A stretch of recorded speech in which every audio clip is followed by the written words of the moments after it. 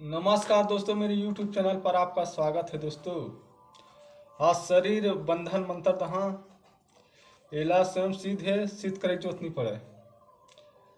एला तह शमशान घाट जाता तब मंत्र पढ़ सकता, कहूँ बाहर जाता फिर भी मंत्र पढ़ सकता, झारा फूक लगा था तब मंत्र पढ़ सकता। ये मंत्र हर काम करी, बहुत तामसिक मंत्र है।